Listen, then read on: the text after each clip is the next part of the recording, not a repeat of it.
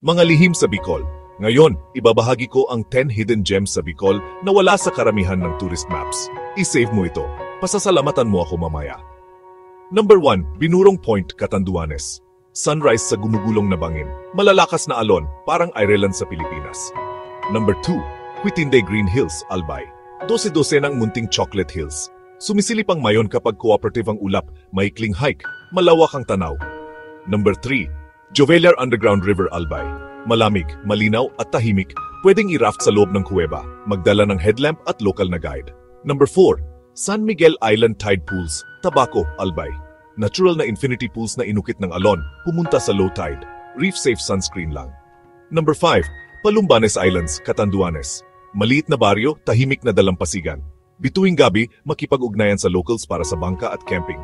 Number 6, Sombrero Island, Masbate. Isang sandbar na may burol na hugis sombrero. Kadalasan, ikaw at ang dagat lang. Number 7, Manta Bowl, Ticao Pass, Masbate. Para sa divers, mag-drift sa cleaning station kung saan umikot ang mantas. May advanced currents. Number 8, Buhatan River, Sorsogon City. Dahan-dahang bangka sa paglubog ng araw. Mayroong alitap-tap at komunidad na nagpoprotekta. Number 9, Bagulataw Pebble Beach, Camarines Sur. Walang buhangin, makikinis na puting bato at sobrang linaw na tubig.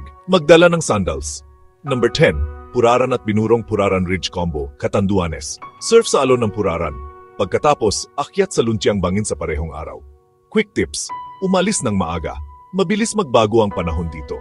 Kumuha ng local na guide, kabisado nila ang tides, trails at kuwento. Magbaon ng cash, madalas mahina ang signal. Leave no trace. Kung gusto mo ang Pilipinas lampas sa postcard, ito na iyon. I-save, i-share, at i-plot ang ruta mo. Maglakbay ng magaan, makinig lagi, at laging magsabi ng salamat.